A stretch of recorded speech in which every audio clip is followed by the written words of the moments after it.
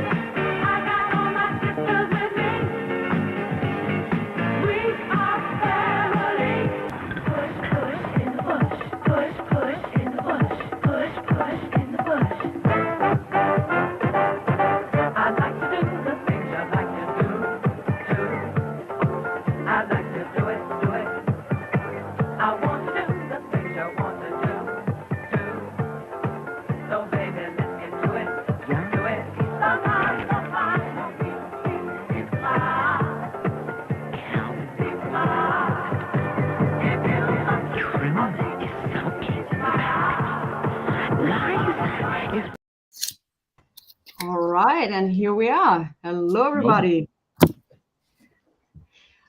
Okay, so we have a new face, not really a new face in the lineup. We have Lawrence featuring us. Thank you very much.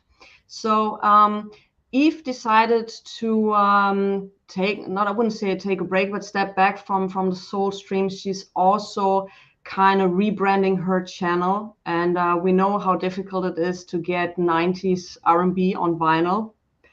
And so she's decided to, and I hope if you see that later on, or if you see it live, I hope I say that correctly, but it's later, it's very difficult to get that. And therefore, she's also trying to show you guys CDs where you can get the R&B music more affordable. So, and that's why she's stepping back. But thankfully, and I'm super thankful that Lawrence will now be a constant member of the SoulStream. Welcome and thank you, Lawrence. Okay, well, thanks for having me. It's always a pleasure. Yeah, and we will see each other soon again when we do another episode of the Latin stream, correct? Yeah, that's the plan. Yeah. Cheap and cheerful, I think, was the plan next time. If we can do that, if it's possible with Latin music, would be nice. I've learned that it's not possible. I think there's ways and means. It's not impossible, but yeah, I mean, there's some good stuff and there's some very expensive stuff, but I'm going to look and see what I can find anyway. We definitely need to know the cheap titles, the good cheap titles, because it's Of very course. easy to get carried away and think you've got to spend a load of money on, whether it be soul music or Latin music or jazz or whatever. Anything, really, there's nowadays. definitely loads of great stuff out there where you can build a record collection and not spend much money at all. Absolutely. I'm all for that, you know? Yeah. So, John, you were in the United States. And you put a video on your channel. Maybe you can tell us a little bit about your experience. And also people like me were asking, why didn't you pick up a certain record when you were browsing through the records? So maybe you could share some of your experience from the States and also vinyl pricing. Yeah, so I flew to Vegas. I know that Lawrence is a big U2 fan. So yeah, so I went to see U2 in Vegas. And whilst I was there, I did go to a few record stores. And admittedly, obviously being a Brit, being from the UK, the exchange rate's pretty poor at the moment if you go into the US. So things were more expensive just in general. But I found the prices a bit on the high side compared to over here. That's what I found.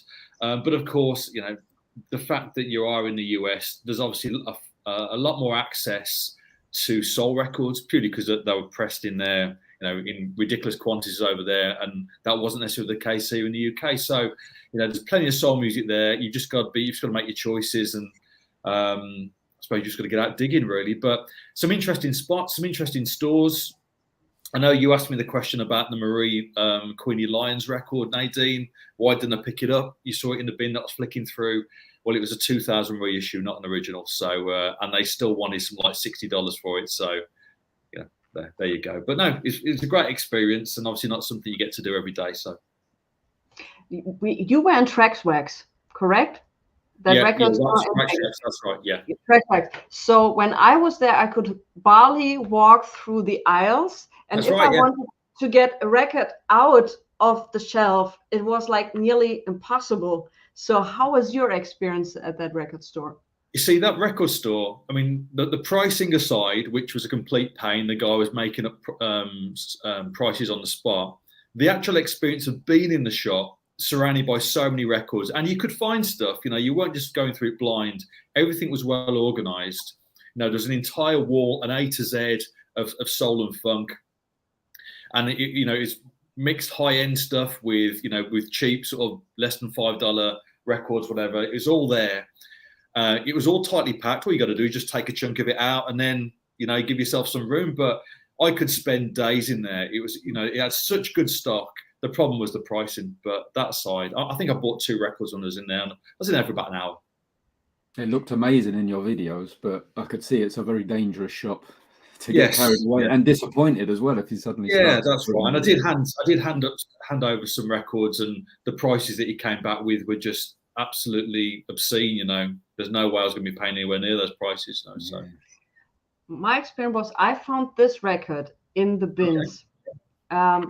And this is a rare soul record, Gene Townsend, and it was pretty beaten up. And the thing with the pricing in the store is they don't have price taxes on the record. So I took the record to the counter and I said, how much is the price on this? He went to Discogs and checked the prices and told me, oh, this is $1,000.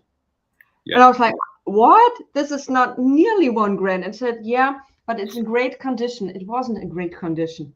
And so I said, thank you, and left the store. Nothing happened. I left the store. That sounded dramatic. Point. Yeah, that's it. But I don't know. I mean, I just felt that, in hindsight, I saw lots of stuff that I'd like to buy, but I assumed that it was going to be really expensive. In hindsight, I wish I'd just pulled them all out and, made him work for his money, whatever, sit there and price them all up. In the hope that there might be 1 or 2 that I could afford and seemed like a good deal. I was pleased with what I got, but I would have liked to come away with more because there's some really good stuff in there. But you can't have everything, can you? No. All right. There is one record I want to show you guys because I had been made aware of this for all those gospel lovers out there. Hold on, I'll make myself big. I got this recommended, Tomorrow's Wish, on my mind. So Tomorrow's Wish is a very short-lived gospel group. They only had one release in 1988, which was called, I think, God is the Reason. And this one just came out on September the 1st this year with unreleased demos and other material. And I think it's limited. I read it on one website. It's a great kind of modern soul boogie album. You get it around for €30 at the moment. And I can only recommend that. So if you're into gospel, modern kind of boogie, this should absolutely be on your list. And on YouTube, you find a clip where they have some snippets of this one. So just to let you know, get it while you can. Cool. Good. All right. So this month episode was favorite male groups. And I would say we do it as usual. We're showing some records one after another. And Lawrence, why don't you start? So okay. I get some spare time to clean up my little gin tonic mess. Okay, all right. I hope it's nothing tragic. No. Okay, well, I'm going to start with probably my favorite male soul group. Obviously, 70s soul is my thing. And there's a lot of groups to choose from, particularly that sort of sweet soul, the typical thing that comes to mind when you're thinking of it. And for me, my favorite group is a group who are actually quite raw, particularly in the singing that they do, and that is the Dramatics. So I got that one there, which is nice. And their most famous one, which sadly I've only got with this cover, not the original cover, What You See Is What You Get. And I just love them because they were on Stax, but they're very much a sort of vocal harmony group, not very Stax sounding, but they do have very raw kind of singing voice and some great songs. And this one, which I think is their second album, A Dramatic Experience, is big on that sort of devil worship thing, which was quite fashionable at that time in a lot of soul records with pictures of the devil on the cover. And that's pretty good. And lots of songs which keep in that theme, but this is the one. But the original has a really cool cover as well. It's black with like this kind of psychedelic design. But this was a reissue from the 80s, which is the one I've got, sadly, which they look pretty smart on it, but and very much what you'd expect from a soul group from the 70s. But yeah, bit of a shame not to have the original cover, but great record as well. I was just listening to this one today. Well, you forget how amazing this record is, and every song just absolutely fantastic. Love this one. Do you know why they changed? Sorry, now I'll put myself up. Do you know why they changed the cover for the reissue? Well, it came out in 1987, this reissue. So I think in 1987, things of the 70s were seen as like really ridiculous and like bad taste. So the slightly psychedelic, far more interesting cover was probably rejected for something like this, which they thought was a bit more becoming, perhaps. I don't know. It's a bit of a shame, though, because that would be nice. But that's actually quite a hard record. I mean, here it's an impossible record to get in the original cover. I think it has been reissued with the original cover, but yeah, it's not quite the same.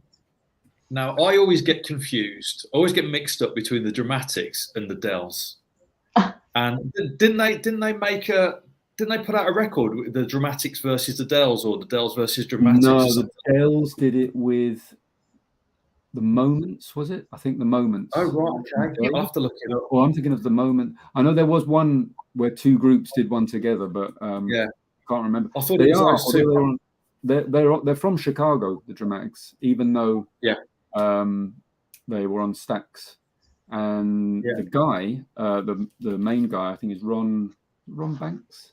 That's right, yeah, Ron Banks, that's right. He had quite a sort of traumatic experience, which if you've seen the movie Detroit, he's in that. Oh, his of course, of course. And there's that series of books that came out a few years ago, and it was Detroit 68. Yeah, we've talked about it before. Yes. That one. Yeah, there you go. Yeah. That's it, it's described in there, isn't it?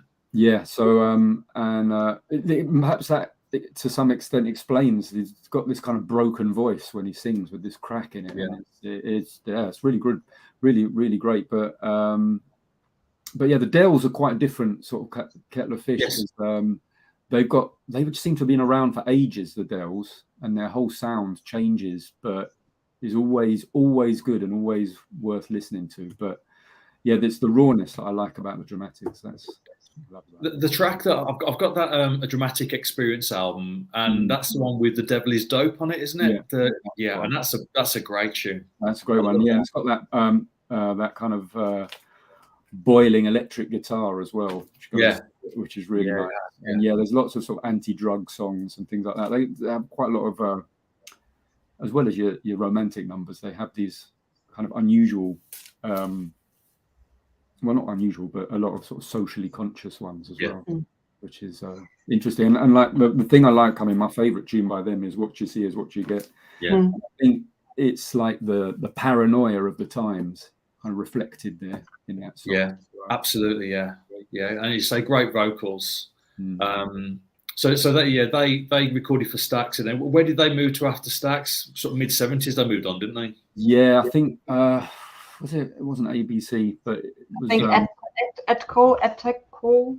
Maybe one of they've got later ones which are a lot easier to pick up, a lot easier to find, and they're a bit more hit and miss because they go sort of into the 80s and it gets a bit more that sound, which is not to everybody's taste. But they've still got some good stuff.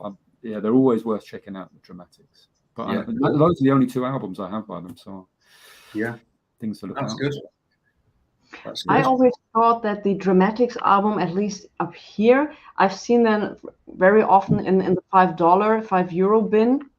The later ones you can get for cheap. Yeah, the later ones. Yeah. The later ones, but Yeah. those ones on stacks, those are the harder ones to get. Yeah. That second one I actually got that. I got that in Amsterdam a couple of years ago, and it wasn't expensive at all. So I don't think that one's so expensive. This one, but But it has the best cover of all of them. It's not well because I like it because there's quite a few albums like this. I know Willie Hutch has got one as well, where they like putting the devil on the cover of their album. It was like a thing. I think James Brown got Hell, and it seems to have been a thing at that time. Absolutely. Which is interesting. So, and everybody who's into the Dells, there were kind of backing groups when they started the Dells, and there were also backing group for Joe and Garrett. I love Joe and Garrett, and he has a song which is still as a single, very, very cheap to find, and it's called "I'm So Afraid," and the Dells singing the backing vocals on it. So you should check that song out. It's tremendous, and the single is very easy to find. Because I find the Dell singles around quite a lot because they recorded for Cadet, didn't they?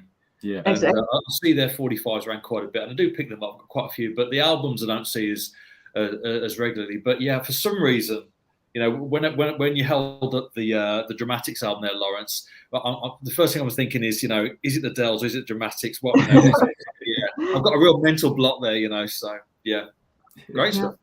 Yeah, nice one. So Lawrence, what song do you want me to play? What you see is what you get? Yeah, let's put it on. I mean, it's probably the most famous one. I love it. Okay, hold on. I always need to learn how to share that. I'm always kind of forgetting it. So here we are.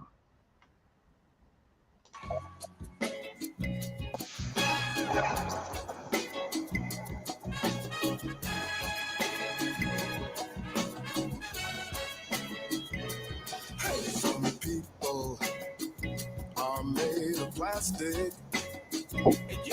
Some people are made of wood.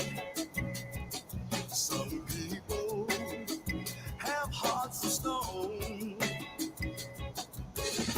Some people are up to no good. But baby, I'm for real. I'm as real as a real can get.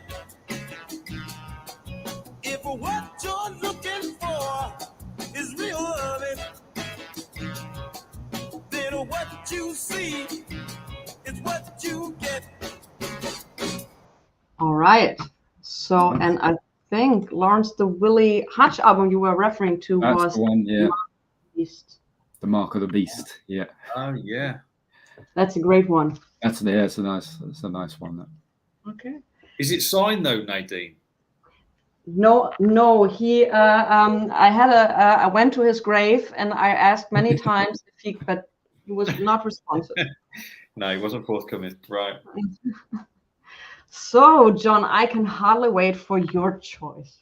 Okay, so when you think about male soul groups, one of the most obvious is obviously the Four Tops. Now, I love the Four Tops. Obviously, throughout the '60s, they were one of the sort of flagship bands for Motown Records. I think all the big tunes were given to either the Four Tops or the Supremes. They were looking for those acts to get to number one.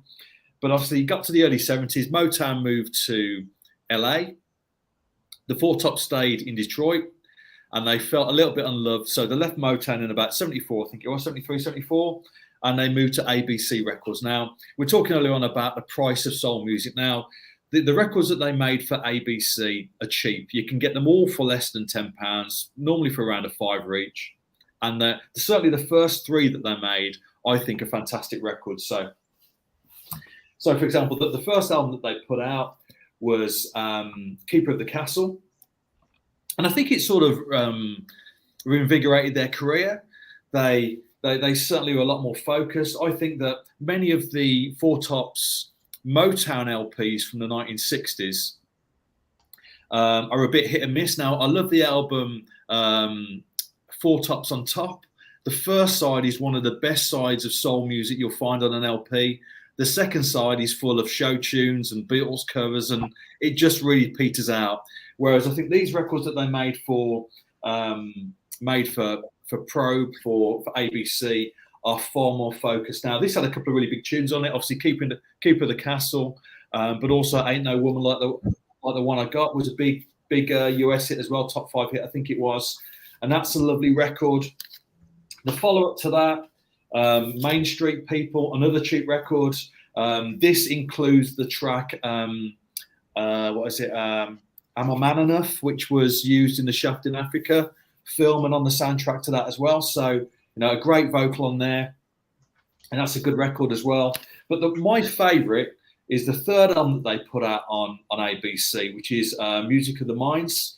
A little bit more funky, still soulful, but it's got a little bit more of a funky edge. Most of the tracks have that sort of funk going on. A lot of the reviews, when you look at reviews online, it gives it a little bit more of a hard time because of that sort of direction that they attempted there. But I think this is a great record. You'll find this for, say between £5 and £10. And yeah, I mean, look at the artwork. You can sort of work out what you're getting from the artwork. But yeah, really good stuff. Obviously, the lineup didn't change for 40 odd years, so you've still got all those fantastic voices, those wonderful harmonies. I mean, Levi Stubbs, what a vocalist, possibly one of the greatest ever soul vocalists. He has such a warmth, such a power to his voice. But yeah, I love this album. So if you don't know it, definitely check it out. I love the cover art, John. I have never seen that record. I have to admit I see that one all the time. Yeah. Wow. I mean, this is like a piece of art. Honestly, I'm totally blown away. Damn, I need to have that. Oh, wow. Look at it. Hold on, I'll make you big. Can you do that again? Wow. This is insane. I need to have it. Could do your wallpaper in there. Yeah. That's right.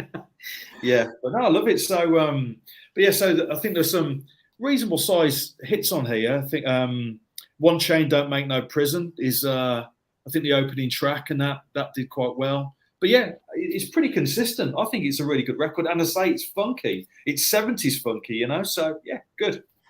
I love the Four Tops from that time because I got a lot of 45s by them from then. I don't actually have any of their Motown stuff from before. Right. Catfish, that's them as well. That's album. right. Yeah. Catfish is great. That's got great songs on it as well. Yeah. And there's a few others I've got on 45, just amazing, really good. And they get into that sound which was of that time, that sort of early sort of 70s sound. It's a bit more, I don't know, a bit more like Barry White kind of production. Yeah, it's getting closer to that sort of sound. Isn't it? Obviously, the 60s records. Well, actually, the 60s records are good. Their singles, their singles are fantastic. But you get into the early 70s, and even the records on Motown that they made are a bit more interesting. So they made the I'll grab this, the Still Water album, by Frank Wilson, 1970, and that's a brilliant record, and that is on Motown, as you can see. Nice record. And I think the last record that they put out on Motown was Nature Planned It. Which is a good record. And of course, there's a nice reggae version of It's the Way Nature Planned It, isn't it? Is that by Delroy Wilson? You'll know that. Ken Booth, I think. Ken Booth. Yeah, there you go. That's where I first knew the song was from Ken Booth. Right. Song. Yeah, lovely. And it's the same with, actually saying that, it's the same with Ain't No Woman Like the One I Got. I think the Heptones did it. That's a really nice reggae version as well. So yeah, really cool. On this album is also a version which was I Forgot to Remember to Forget You, something like this. I think it's on the second side. I Told You to Forget. Yes, remember what I told you to forget. That's right. Yes, yeah. and the Tavares did also that song, and I prefer the Four Tops version. Yeah. Okay. Yeah. So I think that opens up the second side. But yeah, that's a good tune. That is a good tune. I think it's a really good record. And obviously, it sold well. They had a couple of proper big hits from that album, so it sort of re-energized them and kept them going throughout the 70s. But like most of the Motown acts that left Motown, they eventually went back to Motown for a spell as well. I think pretty much most of the big acts that left, like Diana Ross, the Temptations, the Four Tops, they all went away, did something different, but ended up back on Motown. The only one of the big acts that didn't, I think, was Gladys Knight and the Pips. They left and they didn't return. But yeah, fantastic stuff. Yeah, and it's not expensive. No, they're all cheap. As I say, between £5 and £10. Yeah. So, John, what song do you want me to play? Okay, so something from this album, the Wallpaper album, as it's now known. Yeah. How about No Sad Songs? No sad songs. Okay. Hold on. And here we go. After the sponsored by YouTube.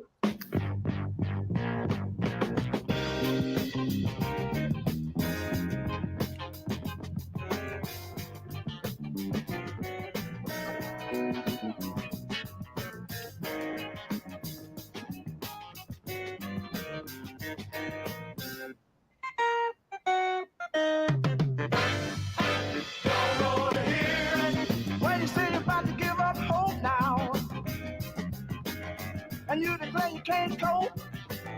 Stop using that dope. Don't want to hear it. Hey, no sad song. Don't want to hear it. Why you say you don't do yourself no harm? What are you doing with that spike in your arm? Don't want to hear it.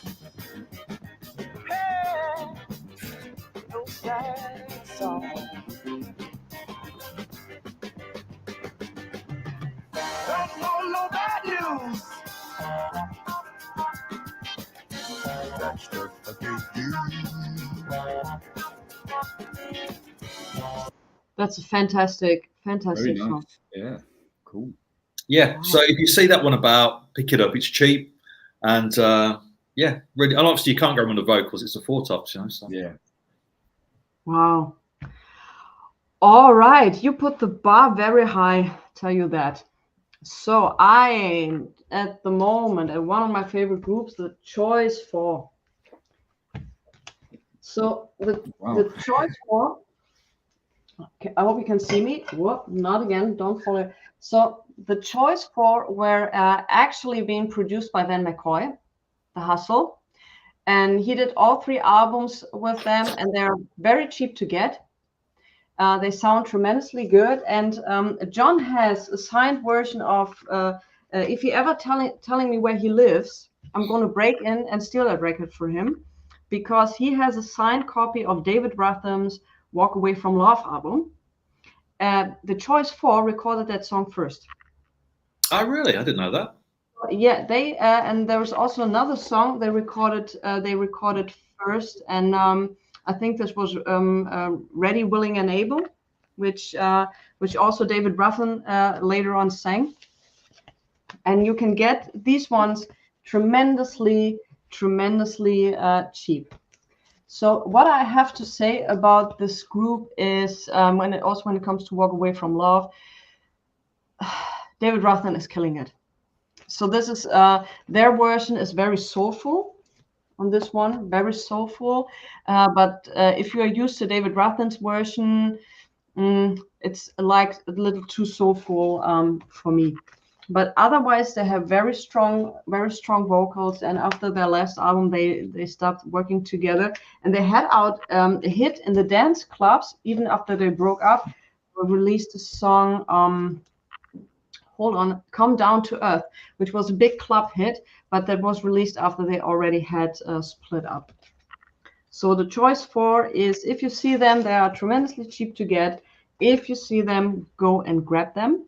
And I would say, let's play the Choice 4 version of Walk Away from Love. So you get a good impression of that song. Walk Away from Love. They also had a song, When You're Young and in Love. I think that was this one, which was also written by Van McCoy.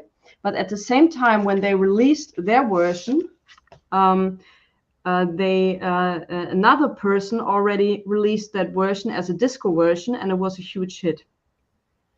So yeah, and also from this album, I can only recommend "You Are So Right for Me." Great song.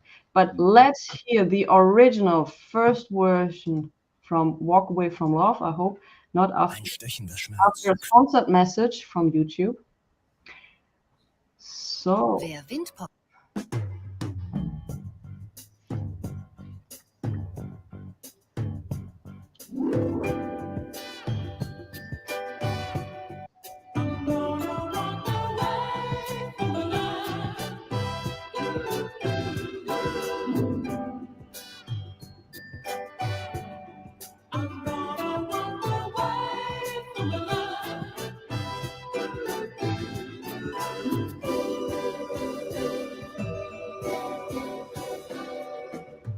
Now that I don't love you, do you know how much I do? And it's not that I found someone to take the place of you. It's just a feeling I built within me. Every time you touch my hand, and the dread that shakes my body, that even I don't understand. So I'm leaving. This time. All right, I always have to ruin the mood. It's great. I didn't realize I've got that on a compilation, and yeah, I didn't realize it was the choice four. They're easy to confuse with other groups, but yeah, no, really nice. I've never heard that version before. That's really nice. Yeah.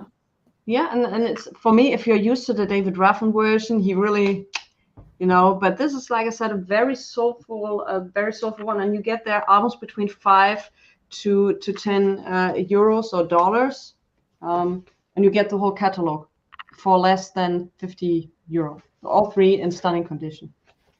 Cool. The choice four. Yeah. So, Lawrence, now your choice. Round again. So, what shall I show next?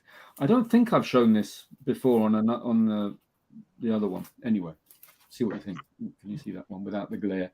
This is Ace Spectrum, is the name of the group, and the album is called Inner Spectrum. They've got quite a few albums, most of them very affordable, not that expensive, and not difficult to find, apart from this one, which has become quite popular and sought after.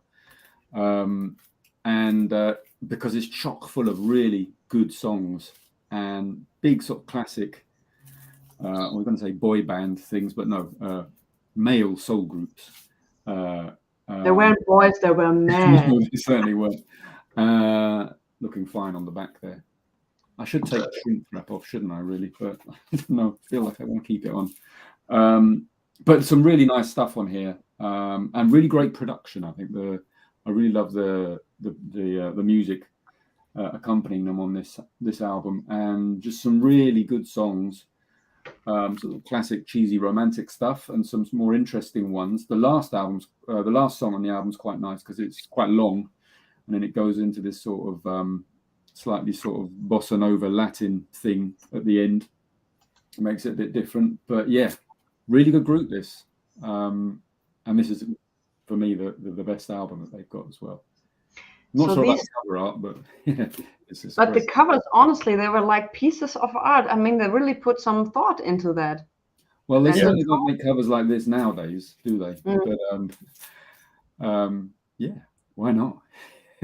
I only have one of their records. Is it just like in the movies? It's like it looks like it looks like a blaxploitation sleeve, but it's obviously not. It's it's clearly that's what they're aiming for. But I haven't heard that album, and I just say that's quite pricey. That one is in comparison to the other.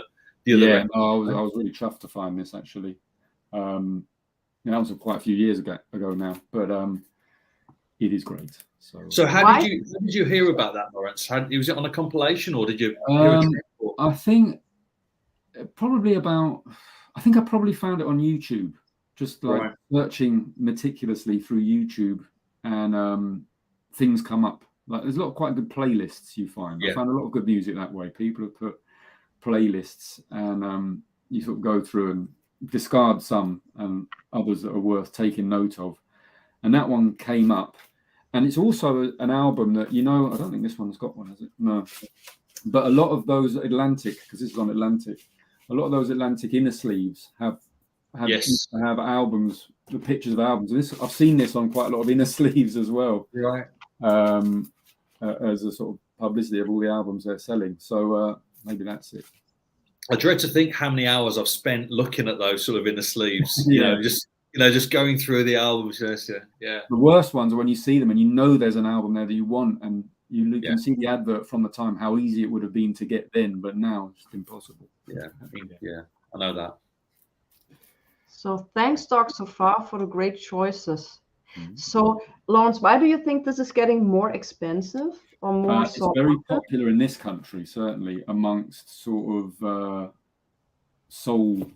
Was it modern soul kind of thing? Because I think it's got quite a few tunes there, but then also the sort of rare groove kind of sound as well. There's a lot of collectors like this album because it's quite consistent. A lot of the time, some soul albums, they might have one, perhaps two good tracks, and the rest of it's all right, but not great. But I think this one's pretty decent all the way through, and just when it doesn't really get tired at any point, just when you think things are getting a bit calm and it picks up again, and there's suddenly another great tune, really bounces along very nicely.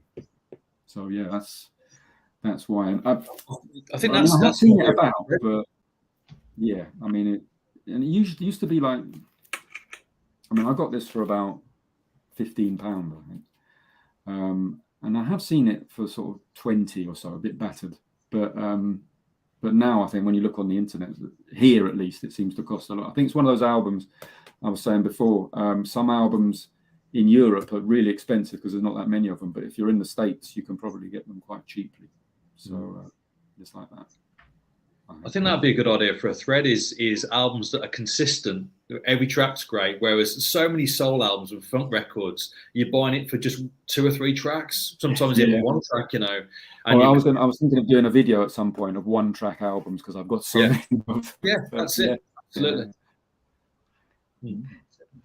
I'm not trying to buy albums where I just like one track, because I'm one of those people. I put the record on, I sit back and have a listen to the whole album, and then I think, okay, now I've made it through track 1. When is track 4 where the good one is? Oh, there's track 4. Oh no, now I have to, and I think it's great that you guys are buying and saying, okay, there's one track on it. It wasn't released as a single, so I'm going to buy it anyway. Yeah, no, I'm different to that because I'm a bit impatient, so I'll put a record on and I'll put it on for a track or 2, and then I'll take it off and start again, something else. And one of the guys from the VC came to stay with me a couple of years ago, and at the end of the night, he said, "I'm just exhausted, John. Can you just put a record on and just play the whole record?" So, yeah. No, I'm like that as well. I just like to sit down and make a complete mess, sleeves and covers, and loose records everywhere, getting covered in dust and scratches, no doubt. And have a little session that way. It's nice. It's good, yeah, absolutely. I'm going to see the Average White Band on their final tour next year. I hope, Doc. That's awesome. Doc, do you know who I'm going to see on Tuesday in Antwerp, in Belgium? Diana. Wow. I totally forgot it that I bought the ticket about 6 months ago. And then a reminder came and I said, what's on Tuesday? What the hell is on Tuesday? I said, I'm looking forward to Leroy Hudson in November. I'm going to see that. I'm so jealous. Yeah. Where is that, Lawrence? Is that the Jazz Barbican? At the Barbican. Barbican, right? Yeah, so it's going to be a proper concert with Cherie Brown is with him as well. So I'm quite looking forward to that one. Yeah. Wow. Where is that? It's the Barbican. It's like a big concert hall in central London. And when is that? When it's in November, I think. And you tell me on October the 14th. Still tickets. I mean, I got the tickets a couple of weeks ago, and there still seem to be lots available. That's great, isn't it? But yeah, I'm looking forward to it. I saw Diana Ross last year, Nadine. She was great. Yes, I saw her play in Birmingham where I live, and I went along thinking this is going to be hard work. I mean, her voice isn't great, but you know, the set was just basically everything you want to hear. Yeah, it was really good show. The thing is, I have to drive there 2 hours and 2.5 hours forth and back. So honestly, I hope it's not too long. So I checked, she's 79 now, and I hope it's maybe the same with Gladys Knight. So she went off stage after an hour, and yeah, I think she only did about an hour and a quarter, something like that, no more than that. Yeah, that's great, because I was like, oh my god, I need to drive that much, but I didn't want to sell the ticket because I knew this is probably the last time I can see her. I've never seen her before. That'd be cool, though. Yeah. So guys, what's your opinion on the 12-inch single? Will always sound best, but there are limitations. DJ Mr. Joel, what are the limitations? And what is your opinion about this, guys? My only limitation with 12 inches is they take up too much space. But so that's why I like 45s more, because they're small, and there's something very pleasant about this small item in your hand. But a lot of things only come on 12-inch, so you've got to have them. And they do tend to be nice and loud, so there's nothing wrong with that. And if you want your nice 10-minute extended disco mix, well, it's got to be on the 12-inch, right? So yeah, I love 12-inch singles. I think, you know, soul, specifically disco music, it's just made for the 12-inch. You know, it sounds good. We talk a lot about audio files and audiophile copies of stuff in the VC, big money items, whatever, but a 12-inch, because you've got a track which is put on one side of vinyl, that the grooves are really wide, you've got loads of bass, they sound great earlier on. So basically the next month, all of my videos are just about 12 inches, right? So I pulled out loads of 12s earlier on, and I was playing the 12-inch of Dr. Love by First Choice. And the 12-inch sounds that much better than the album, the pressing, just because it's this track which is spread over a whole side of vinyl. One side is, I think, like a 2-minute track. The other side is a 7-minute Tom Moulton mix.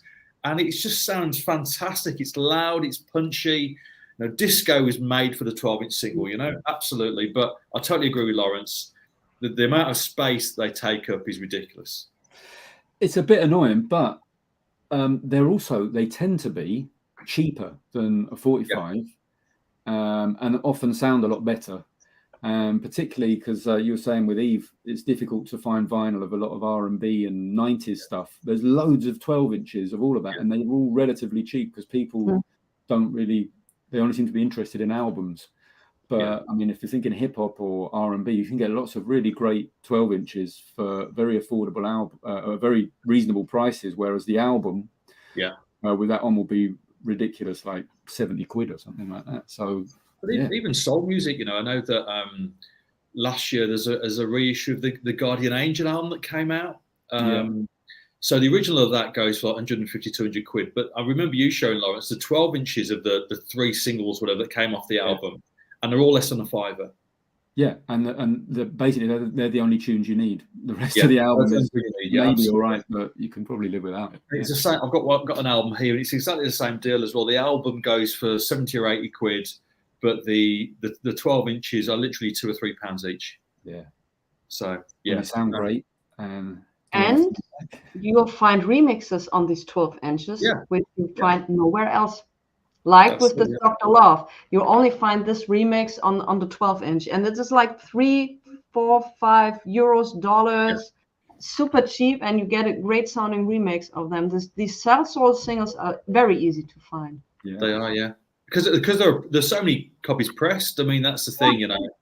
And you, as you say, you can find them for $5, whatever, you know, anything less than a tenner, I suppose, but. They're great sounding records, and when we're talking about audiophile pressings and things, these sound incredible. Yeah, definitely, absolutely incredible, loud, punchy, just what you want. Yeah, that's what I'd say.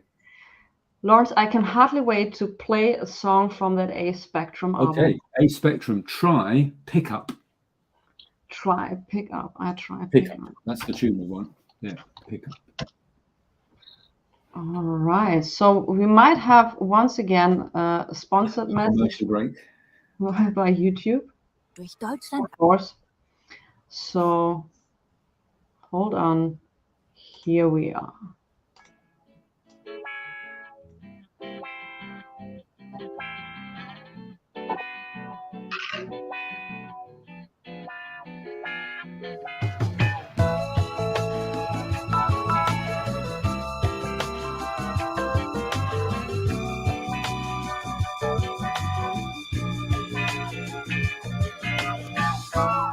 Worldly woman that you are, it's hard for me to understand why you don't see the advantages in loving one man.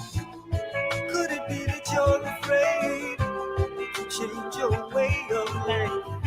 Loving one man might make you somebody's wife. You've got to pick up, got to pick up all you can.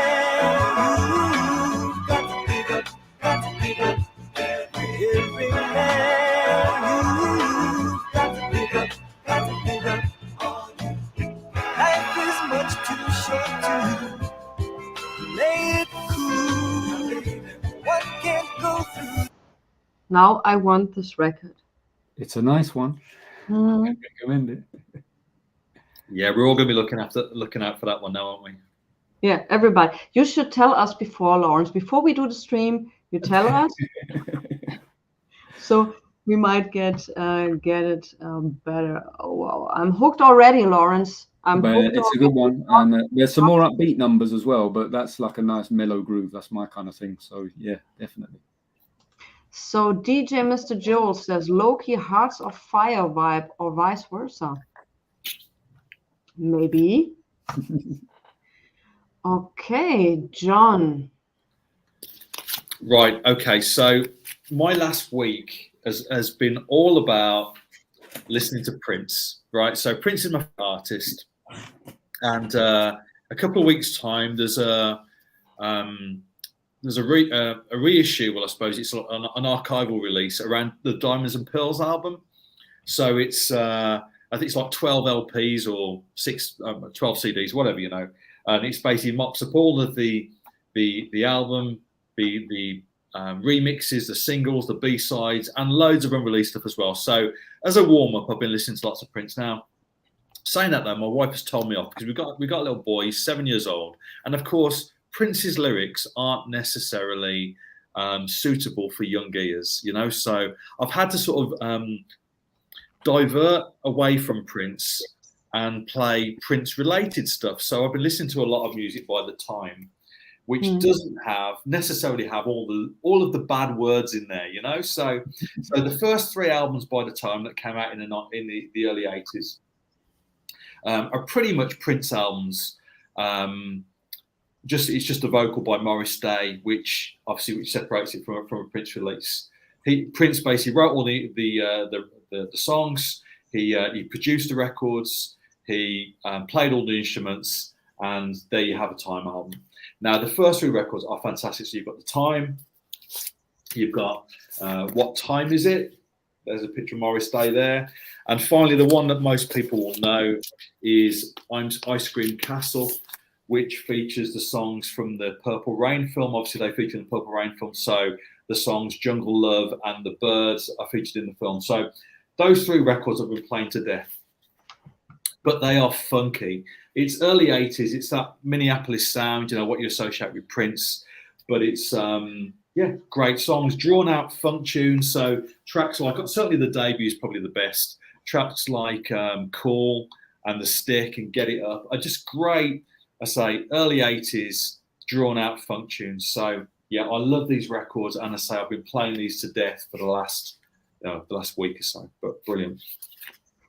Are they expensive, John? No. Yeah, I just remind you get most of them for about a tenner. You know? Okay. Well, look at Prince records, they're pretty cheap, I think. Yeah, well, actually, you know, but obviously Prince records that they sold in their millions, I suppose, at times. You know, certainly some of them did. So you can get them for, 15 quid, Prince records, whatever. But the reissues are often more expensive than the original copies with Prince. But yeah, these are often overlooked. And, you know, for all intents and purposes, this is a Prince album. It's just the vocal that's not Prince. He wrote it under he produced it under a pseudonym, Jamie Starr. That's what he used to work as. But this is basically a Prince record. Now, if I could go back in time, if somebody gave me a time machine, I'd go back to 1982 and I'd go and see the 1999 tour, because the way that it was billed, you had Prince headline in 1999, you had the Time second on the bill, and opening up you had Vanity Six, who were another of his sort of proteges, another of his projects, but it was basically based around a girl group. So you had an evening, all of Prince music, but done by different artists, with him headlining, you know, doing the 1999 album. Incredible. I'd love to have seen that live. But yeah, brilliant. So there you go. So the Time. I don't know what people think of the Time, whether they're seen as a bit of a comedy band, I don't know, but I love these records. Yeah, Doc kind of fell out of love with Prince, and he doesn't know why. You've just got to, you know, spend a bit of time. You have to fall in love with him again. So everybody, like with women, if you hear Diamonds and Pearls or Most Beautiful Girl, you always fall in love with him again. That's it. And I mean, Vanity was just killer. Oh yeah. My God, she Nasty was. Girl by Vanity Six is just a brilliant funk tune. Incredible. So John says there was some of the best dance R&B music in 1982. Yeah. That's right. I mean, look at that cover. How can you not want to buy that record? Yeah. What time is it? I think that's their most famous cover. I have flipped over that many times in the shops. Yeah. But there you go. And it's full of great tunes. It really is. The Walk, Wild and Loose, 777, 93, 11. Brilliant. Gigolos Get Lonely Too. Brilliant. Love it. Oh. I have to say, every time I hear Prince, I like him, but it was always music that people's big brothers listened to when I was, because he was just a tiny bit before I sort of became conscious. So I've never fully embraced Prince. We haven't got a Prince album here. It's my wife's. We got a copy of Purple Rain, which whenever we play, it's nice. You can't go wrong with Purple Rain. It's always good stuff, but I feel I should invest more effort in Prince, because when I talk to other people who are just like a couple of years older than me, he's like the Messiah. They, you know, he's their man who taught them everything about life and the universe, and I feel like I'm missing out. So the first album that I bought was the Love Sexy album that came out in 1988. I was only a teenager, whatever, and I enjoyed it, whatever. But a friend of mine was really into Prince, so the Diamonds and Pearls album I purchased, that was 1991. And I sort of went into it wholeheartedly then. So I bought all the back catalogue, you know, it was about 10 albums or something. And I bought everything in the space of about a month. And I totally regret that now, because this music, you know, those, you know, certainly 5 or 6 of those records are now my favourite records. You know, they are just incredible. They're perfect records. And I regret hearing them in such quick succession. I wish that I'd spent a bit of time when I bought, say, Purple Rain. I wish I'd spent a month or 2 with it, and then I went out and bought Sign of the Times and spent 3 months with that, and then I went out and bought whatever, you know. The end of the list goes on, but I just feel like I almost wasted it. You know, I just sort of tried to lap it all up, and I perhaps lost that impact because I was trying to hear too much too soon. You know. Have you ever seen Prince live? I saw him quite a lot of times, yeah. I saw somebody last night was asking me about gigs and memorable gig moments, and he did a run of shows at the O2 in London. He did 21 nights there. He had a residency there, and the tickets, the album that came out around that time was called 3121. So the tickets were just £31 and 21 pence. So I went to quite a few shows, and the final time I saw him, he came out and he opened with Purple Rain, and he just come out, and obviously that first guitar chord, you know what it is straight away. And I've got a lump in my throat talking about it now. It was one of the most moving things ever, musically, just being a room of people, everybody was going through the same thing. And he played the song, and I kid you not, that at the end of it, the standing ovation was as long as the song.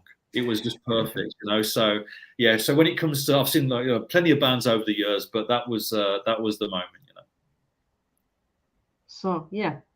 Yeah, that's that clip. If you haven't seen that on YouTube, it's the George Harrison tribute concert, and on stage you've got Jeff Lynne, Tom Petty, you've got Danny Harrison, George Harrison's son, and Prince is waiting in the wings, and they're playing While My Guitar Gently Weeps, the Beatles song. And they get to the guitar solo at the end, and Prince wanders onto the stage, and his guitar solo is just incredible. It's absolutely incredible. And you can see, and he pulls out all the stops, he falls backwards into the audience, and somebody lifts him back up again, and all this sort of stuff. He throws his guitar at the end, and it doesn't come down. You think, where does Prince's guitar go? But it's a brilliant clip. If you haven't seen it, spend 5 minutes watching it. And quite a few people I know who aren't necessarily Prince fans have seen it and have been totally sold by it because it's such an incredible performance. There you go. So let's I go can back. talk about Prince all night. That's the one thing I can talk about. So. Let's go back to Time. John, which track do you want me to play from the Time?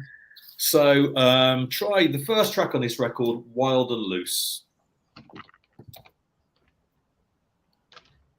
Wild and Loose. And here we go. Of course, with a sponsored message by whoever sponsored. What are we going? We are supposed to buy stuff in the supermarket. So, guys, actually, we should get paid to show these clips on the stream. I hope it's soon over. Fantastic.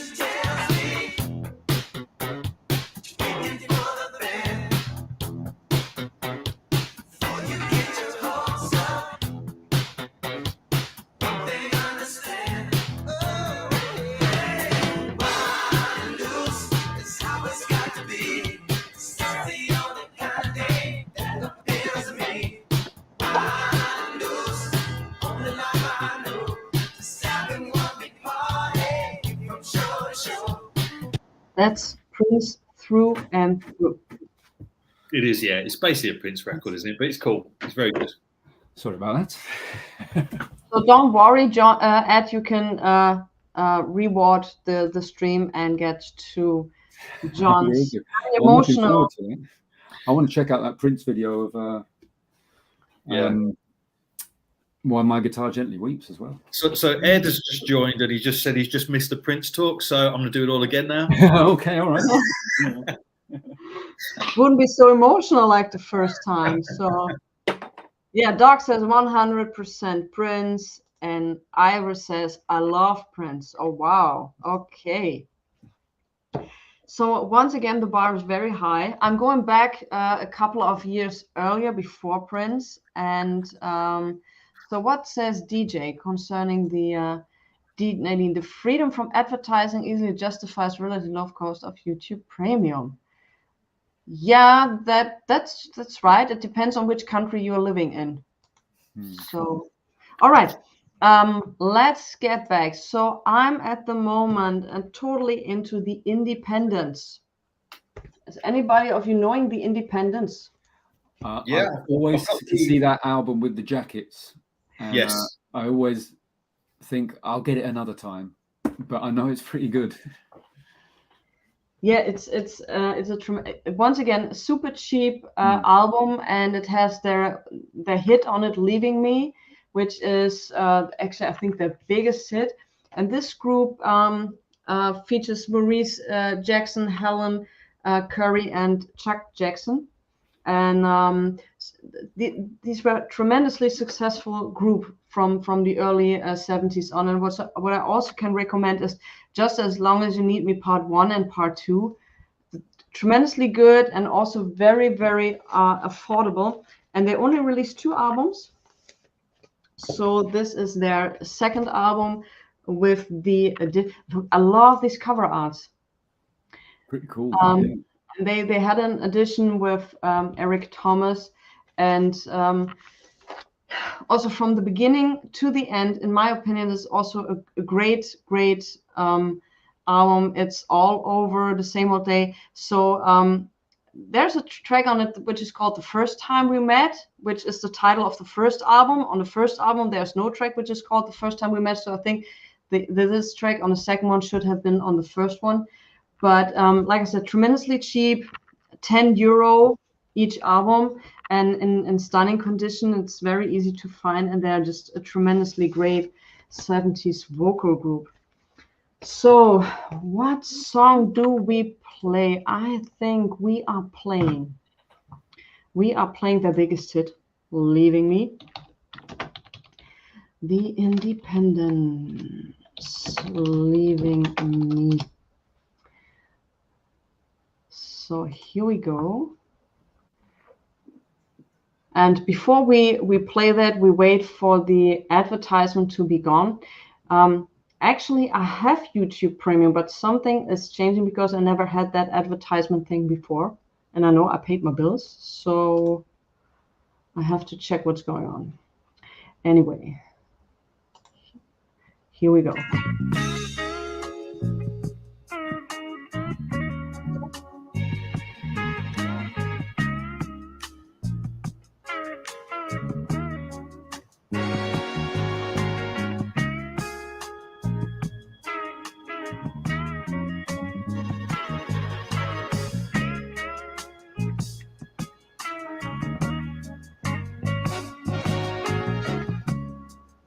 Oh, darling, after all this time, just seems to me, girl, to be changing your mind. We don't talk no more like we used to do. Oh, what in the world has come over you? Leaving me, oh baby, can't be. Tell me, baby, what you telling me? I wanna know, baby. I heard somebody say, leaving me. Got your clothes back, baby. All right, yeah, a bit Smokey Robinson. That's true. It's nice. Is that which Chuck Jackson is that? Because there's several Chuck Jacksons. Yeah, it's not the Chuck Jackson from. It's not the Chuck Jackson that you know from Motown, is it? It's a different Chuck Jackson. I think it's the guy who did the one. The brother or half brother of Jesse Jackson, Chuck Jackson. Ah, right. Interesting. I think he did the album. It's called Passionate Breezes. Where he's yes, he did Passionate. Yes, exactly. And there was another one he did in 1978 and 1979, around that time. Yes, that's true. Yeah, that's him. Oh wow! Didn't know that. Never put the two and two together. That's brilliant. Yeah, now you see the SoulStream. No, but like I said, they were tremendously successful, and they're split up because Maurice decided to go into gospel music in 1974, and then the whole group split up.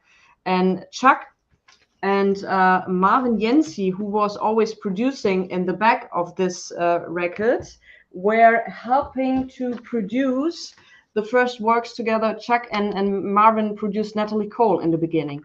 And Marvin later on married Natalie Cole, and then they got divorced by the late 70s. Wow. I didn't know that. I like that album. I didn't know there was the link there. That's brilliant. Yeah.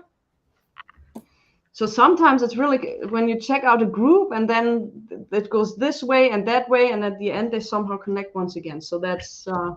So do you do this? So when you buy a record, Nadine, right? So you've been out today, you bought the first album by, I don't know, so the Persuaders, for example. So do you sit down and then research what else they've done and who's in the band and stuff like that? Is that what you would normally do when you pick up a record and sit down and listen to it? Yeah, first I listen to it. Then I'm trying to find out, and of course when you listen to it, like I often do that. I very often look at the cover like all the time and look at names, and then I see, oh, this name is familiar. Is this the same name as I've seen on another cover? And so this is like I'm trying to find the connections. Yeah. And also with backing singers, so many this is tremendous when you're like, oh, wasn't she on this? And she was on 10 other albums. So and they never got the credit they deserved. Never. Yeah. Cool. The internet makes it a lot easier, I have to say, to do all of it. I find it hard work to do it by hand that way, but it's dedication. But I do like to read the sleeves to see what I can find out, definitely. Yes, and now think back on a time without Discogs or eBay, and you really had to know people in certain countries maybe to say, I'm looking for a certain record, can you get that for me? So that's internet makes it a lot easier, but also it's not good for the pricing in my opinion. No. Well, that's what I think you were saying before. Compilations, that's why they were so good. Yeah. Was that would be your window into so many things then. And I'm still the same with compilations. I love mainly on CD, actually. I love a CD compilation, normally cheap. And, you know, you sit down and listen to a soul comp. At the end of it, you tend to find something you haven't heard before that you want to look into. And, I'm pretty lazy when it comes to researching things on the internet, those links. But compilations, you know, it just takes just one track and then you're down a rabbit hole then to try and find, you know, more from that artist or more from that group. Yeah, definitely. If someone is looking for compilations for Northern Soul, so these were the ones that got me in Big and Casino, the Nightlife, and I have some more too, because it's impossible to get some of these singles. Like when I was in Blackpool and they had this soul festival and they had this wall with the 45s, and the starting price was $1,000 for a single. And I was like, did you make a mistake? No, this is starting price, and this is the super fair price. Do you want to see it? And I said, no, I don't even want to touch it. Maybe it falls down. Yeah. So but those sort of compilations are brilliant. Absolutely brilliant. Yeah. You learn so much, and it's all you need. Yeah. So you really got me into these compilations, and Lawrence got me into the Latin compilations, and Mad About Records, this label as well. So that's it. So what is DJ saying? It's still like that with world music. Talk with guys in Thailand to find unknown. Okay, do you know someone in Thailand who could recommend us something? Well, no, it's quite big now. Lots of collectors, they go over to the Far East now because there's lots of great stuff. And there is actually quite a good compilation series, which I got a few volumes of music, sort of soul and disco music from the Far East. And there's some great stuff. Some of it's not great, but a lot of it's really nice. And so it's become very, very collectible now. And a lot of the titles have become quite expensive, as is always the way. But those sort of compilations are a real art. There's a real art to them, you know. So you know, people have gone out and really put the work in to find these. You know, they haven't gone out and just knocked this together over a weekend. Many of these compilations have taken years to put together, collecting these, you know, these bizarre, obscure records from all over the world, and then we go out and pay, I don't know, 10 quid and buy a CD of 20 tracks, and all of a sudden you're an expert. You know, it's brilliant. You know. No, it's a real labour of love, actually. And I know there's a lot of labels who just dedicate themselves to going to the far-flung corners of the world, and they find amazing stuff. Yeah. I'm getting into Greece kind of psychs, early 70s music at the moment. There are some fantastic albums from Greece, and but there are not. If you look at the pricing, it's like for a VG copy, like €100, and I'm like, what? So. No, well, Turkey became very popular, didn't it? Yes, but they had some killer tracks. Yeah. There are some. Wow, there's a woman, and I always forget her. That she's alone, standing on a chair and having a guitar, and you think it's kind of folk music, but damn, this is a great record. Xentakis, do any of you know the compilation Yacht Soul? Classic R&B artists doing yacht rock covers. It's pretty cool, and there's a second volume coming soon. I know it, yeah. I mean, that whole thing has sort of spawned a whole sort of subgenre now, which is basically two-step soul music. And there's a kind of mix, a lot of blue-eyed soul of the period as well. And it's that kind of sound. And when it's good, it's good. Sometimes it can be a bit plodding, I find. I'm not always there, but when it's good, it's amazing. And I quite like that sound. So yeah, it's great. I don't have the compilations, but quite often what I do now, which is perhaps a bit cheeky, is I look at the track list of the compilation and then just find it myself rather than buying the compilation. Very naughty, but there we go. I think that, one of the things at the moment is people really focus on music from Barbados rather than Jamaica. So we've got, you've got slightly quirky, not quite the same rhythm tunes coming out of Barbados, and these records have been knocking around cheap for ages because there's a bit of a scene going on now. Also, the prices have absolutely shot up. So anything on Kalima Records and Red Stripe Records. Kalima, absolutely. They're good, but now I think it's certainly here because a lot of people collect them here. Very, very expensive and difficult to pick up. Whereas before it was like if you knew, you knew. But now, thanks to the internet, it's spread so much more quickly, I think. So absolutely. I think what we need, you were talking about it earlier on, is a stream or a conversation about affordable records. Yeah. Whether that be via original copies or 7 inches or 12 inches or LPs or compilations, but a way to build a soul or a Latin or a jazz, whatever it may be, collection, but where you're not having to spend a ridiculous amount of money, I would say let's do this for the next stream, and maybe Xantakis, I know you are also very much into also Latin music, so maybe you want to join as well. That's a good topic. I think, didn't we have that topic already? But the price changed. Price changed. Quite possibly. Things got expensive. Yeah. Dee Dee Bridge, I love her. Oh my God, I love her. Yeah. Yeah, that's a brilliant version. I love that. Yeah. And her records are cheap. Her records are cheap. Apart from the debut, the track, the album with that on is less than a tenner. Wow. So Lawrence, I think it's your turn. Oh yeah, we're doing soul groups, aren't we? I forget. Yeah, we are. Yes. Okay, I've got loads of different groups here because I came over prepared. I don't know which one to choose. Unless like John and me, yes, say it loud. Well, let's do this one because they're not that well known. They only had a couple of records, but the lead singer went on to do some quite interesting stuff as well. This is The Lost Generation. Oh my God, Lost Generation. I'm so jealous. Honestly, Lawrence, I'm so jealous. Don't worry. I should classify. This is a reissue. The original is very expensive. Yeah. The other one they have, which is not quite as good, is a little more affordable, but still quite expensive. But the original of this is silly money. This is actually a very nice reissue, which came out a few years ago on Demon Records. They reissued loads of stuff on Brunswick, which is a great label anyway. The Lost Generation from Chicago, a bit like the Dramatics who I showed before. And again, quite a similar sound to the Dramatics, the singing voice.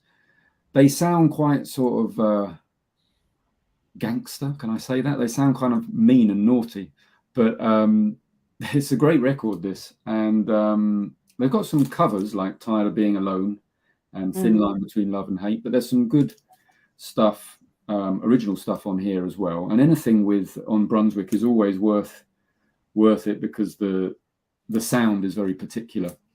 And the interesting thing about The Lost Generation is the lead singer, I think it was the lead singer, was Laurel Simon, who went on to be a solo artist and did Mellow Mellow Right On, amongst other very cool, funky tunes. But yeah, this is where he started out. So I love this record. It's really nice. I recommend it. And the reissue just looks stunning. Because it sounds really good as well, I have to say. Really I always wanted to have the original, but it's insanely priced, insanely. Yeah, and it's a good record, but I wouldn't pay like 400 quid for it. So, it's already, the last time I think was 200. Yeah, well, 400, 200, it's silly money. I don't really go into that sort of thing. Because those reissues on Brunswick were fantastic for a couple of years ago. I bought the Free the Pain album that came out, and that just sounds wonderful. They're all like the files nice and thick. It's well recorded. I mean, it's not like audiophile AAA quality, blah blah blah. It's just good, solid, decent reissues. Nice. And it's 20 quid. It's 20 quid. Absolutely. And a lot of them now are even less. They've sort of been. A lot of the titles have been going down. There's one which is a brilliant album, the Gregory James edition, which came out. It's an instrumental album, but it's on that same series, and that you can get for about £10 in most places now. That's amazing. Yeah. So Yeah, what you always have to consider with the reissues, sometimes there was with the William Stuckey album, they had the master tape, and it was such a bad condition that they only could play it once, and they had to play like 30 seconds, make a digital copy of it, clean the rest of the tape. And the guy who did the restoration said, this is a one shot. After we've done this tape is no more playable. So sometimes you don't have the possibility to do an AAA release. Yeah. But I have the original and I have the reissue, and the reissue sounds tremendously better than the original. Also with the Barbara Haywood record, I have the tapes were lost and they only could do needle drops, and the needle drops sounds way better than the original. I think with Latin music, that's quite often true. I find a lot of original Latin records, the condition doesn't tend to be very good, but they often sound a bit tinny, like not really great. And then you get a really nicely done reissue, and it's got a nice bottom end and everything. So yeah. They were sometimes being mastered for cheap audio equipment and not being played on high-end stuff. So the sound is different. So I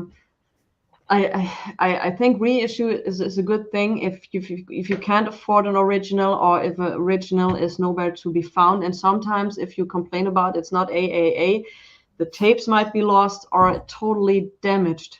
So that said, I mean, there's a certain romance to having the original. There is. Collectors, it's like, oh, I've got to have the original, even if it's something. It's it's kind of absurd, but yeah, absolutely. Yeah, there is. There's something about it, and I don't know what it is. It's totally it's ridiculous, really, isn't it? The fact that you're willing to pay something X amount more than you can have a record. And arguably, we've all been there. Let's be honest. But we're all the same. We're all the same. Absolutely.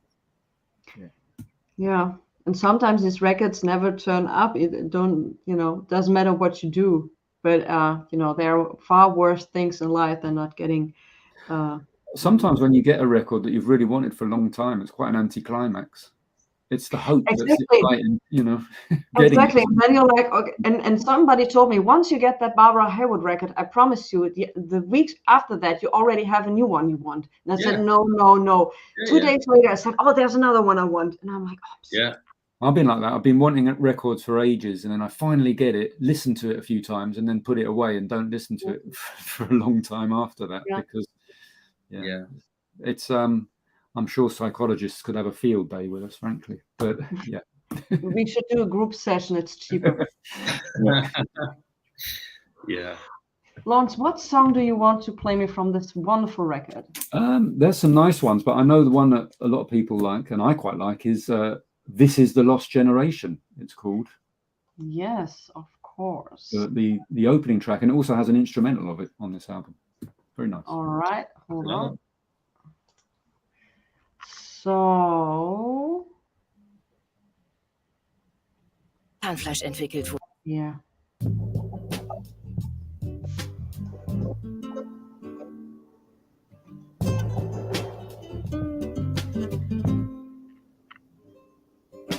Grandma, your generation believed in talk, scared of the very steps in which you walked. Hey, Father, listen to all that was said until depression set in, leaving mouths unfed. And then you came along and tried to use your own head and think another way. Oh, but the thought was deep within your mind that you would soon be free one day. But it was just a mere thought, because you decided to lay.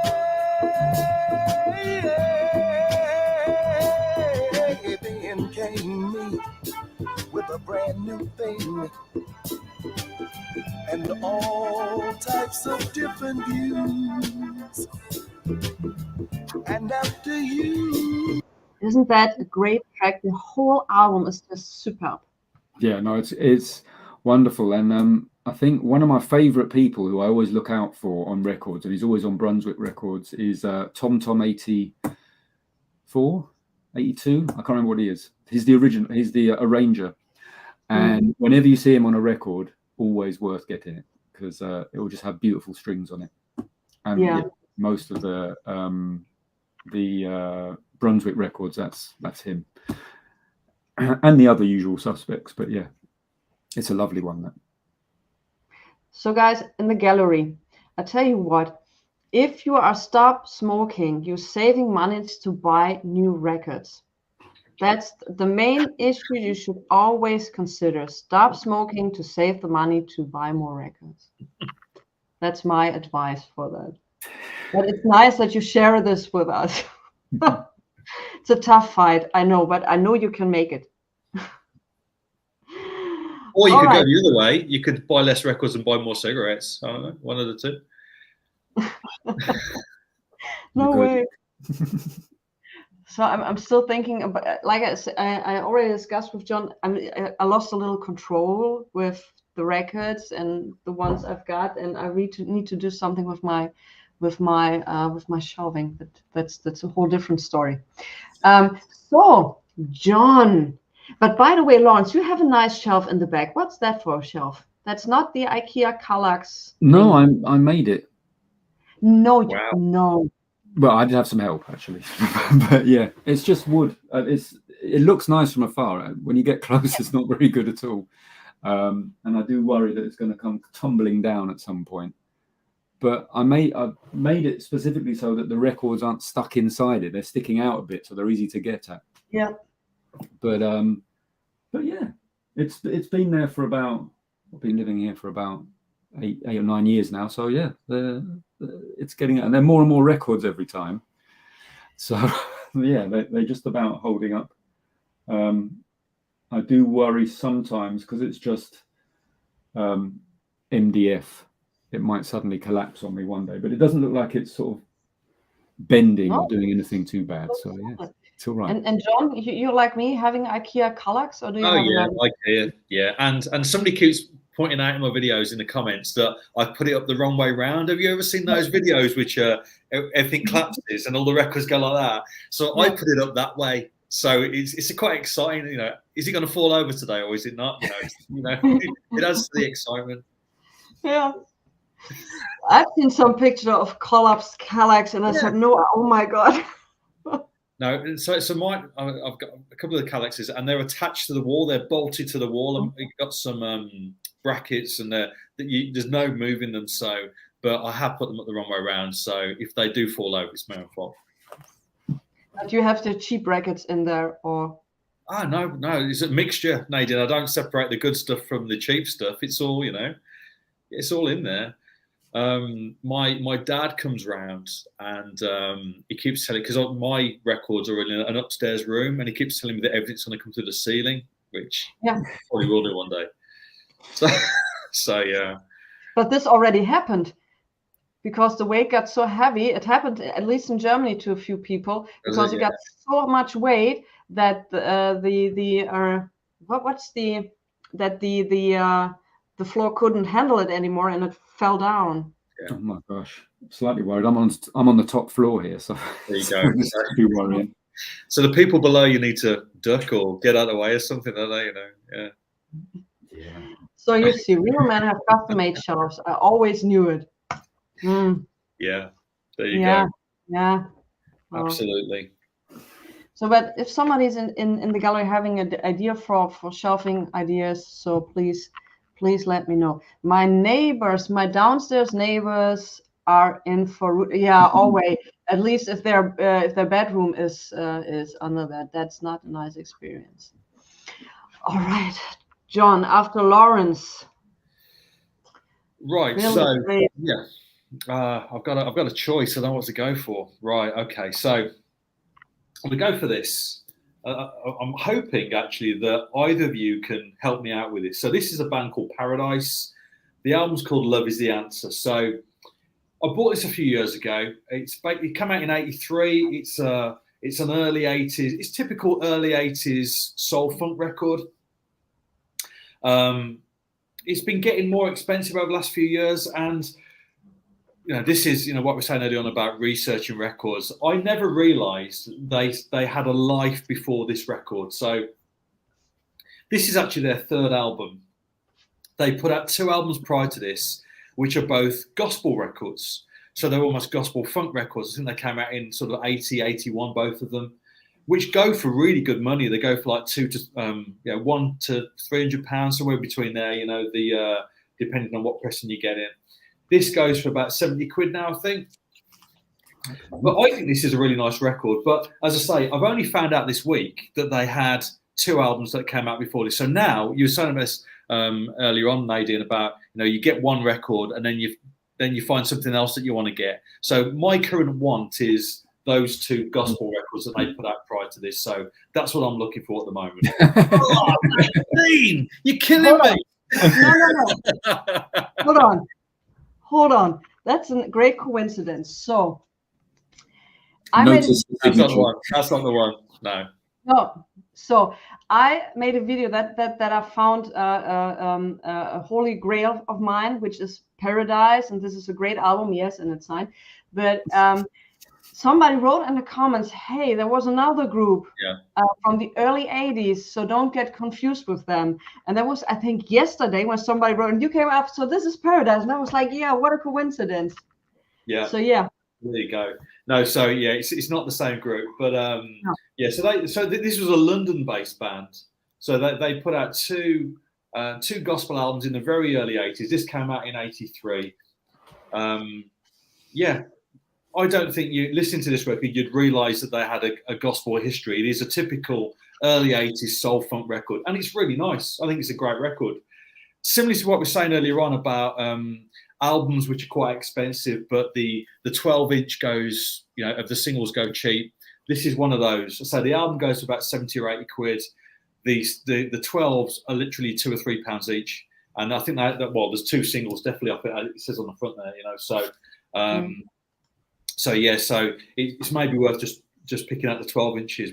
I've got those as well, but I say they're only a couple of quid each. But a really nice record, really good stuff. British album.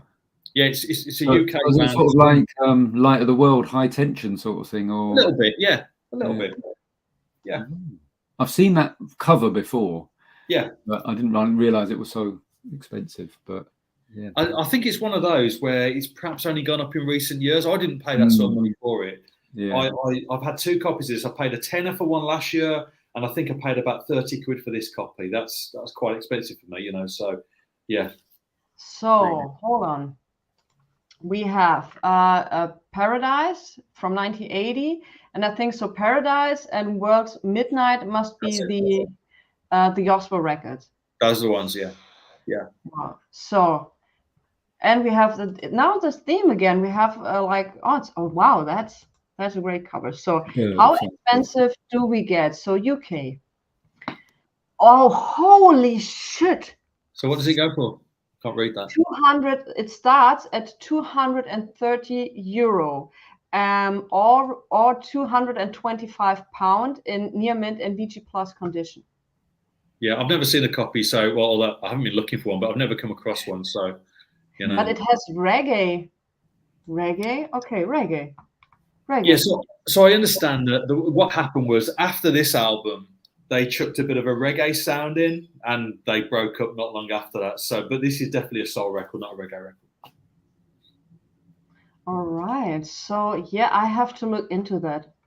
So let's see. UK, is the UK the first press, or was it first released in the United States? Let's have the US version. 71. €190 was the highest price. All right. Wow. We have expensive taste. No, I think you're. I mean, so I found a copy of this last year for a tenner, and I bought this from an Oxfam shop, a charity shop, and I paid £30 this copy. And it's a really nice copy, and that was a lot of money. I must have been to be paying for that at the time, but yeah, I think although it's priced up there, I don't think it's necessarily an obviously expensive record. So I think you'll find it cheaper than that. Actually, Yes. I think also just looking at the Discogs page there, I think the single has the same cover. Yeah, it does. Maybe that's what I've seen, the single in like the bargain bins. Oh, yeah, and it's good. It's worth picking up. It's like a £2 record, yeah. Yeah.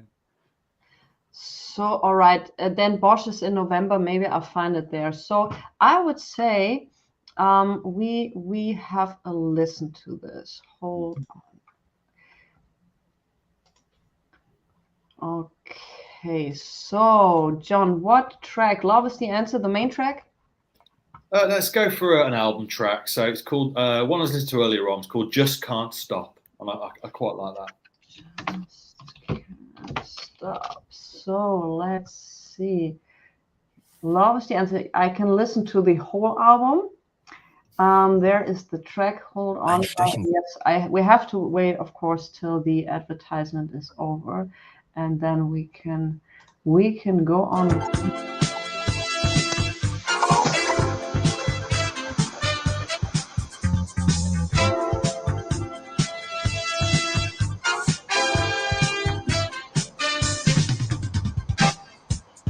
Our world has been through so many changes, but now is the time for rearranging. Are you still searching for a solution? Not that it's free from all this confusion. You may have many questions in your mind. Don't you know what the answer is? We just can't stop. Keep moving up. That's a great one. Yeah, it's good. It's got that obviously typical early 80s vibe going on, but you know, yeah, it's good. Like and it's very expensive. It's very expensive. I must admit, I'm a bit disappointed in those prices. It doesn't feel like an album that should be that sort of money, I'll be honest with you. So, yeah, don't pay those sort of prices for it, but keep an eye out for it just in case you see it. Yeah, I think you've got to read between the lines, particularly with Discogs recently. It's quite often things are put at a price, and you can try selling it for a price, but that doesn't mean people are buying it for that price. Yeah. So, you've got to take a lot of those prices with a pinch of salt, I think, because when things come up on eBay, you can get, if there's a bit of, you can get a decent price. And some shops, not all shops, but some shops are where you've got old school record people, you can still get good prices. A lot of newer shops, they tend to be a bit stuck to Discogs prices, I find. But it's a bit hit and miss, obviously, wherever you go. But sometimes certain albums can get out of control. My biggest issue with Discogs is you can't get a picture from what you're buying. You always have to ask. Then the grading is a big issue. So a VG Plus in the US might be different than a VG Plus in the UK, or vice versa. And problems. Also with the pricing, there's a record which usually costs $25.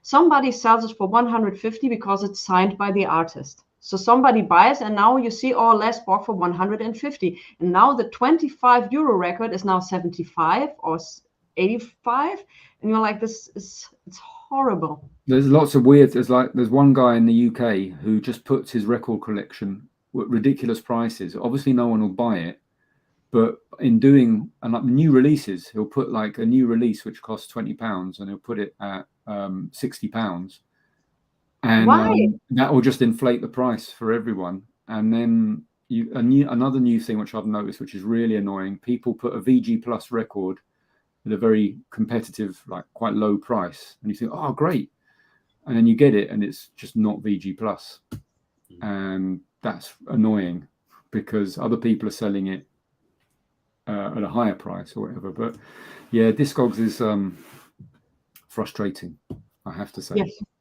And there's a lot to be said for waiting, though. You know, so we all have records that we would like to get hold of, and we could all just go on Discogs or eBay or whatever your chosen platform is and buy a copy. I genuinely think that if you're in a situation where you've got record shops around you, or you can go to record fairs, then what does it matter if you wait, a few years That's or whatever? fun, really, isn't it? Is actually finding something. Yeah, it becomes a bit insipid. It's a bit like finding love on Tinder, It's not the same, is it? Really? Your wife is not watching this stream, right? I'll give you an alibi. No worries. No, Yeah, I think I the good thing with Discogs is if you search something, you can easily get it with a click. If you go can do, Nadine, but there's so much music. There's so much. So we're talking about soul music. There is so much soul music, and we all get it in our head that we want a particular record. But there are so many records out there. There's so much stuff that we don't know about, or watching VC videos or buying compilations or getting on YouTube. You'll learn about stuff, but there's always something to buy. There's always something to buy. So and I was having this conversation with you today. I won't go into it now, but there are certain classic soul albums that I've never heard. We're talking about mainstream, massive. If people put together like the best 10, soul records of all time, there's a few in there that I've never even heard. And I don't want to go onto streaming sites to get one. I don't want to buy a copy off the internet. So at some point, I'll find one of those records and I'll take it home and I'll enjoy it. But in the meantime, I've never heard some of the best soul music, or at least sequence as an album that's going on. Yeah. So yeah, I'm totally with you. When I was in the Netherlands, I was they had a record fair, and I only had 13 euros with me because I told myself, you're not buying anything, you just look.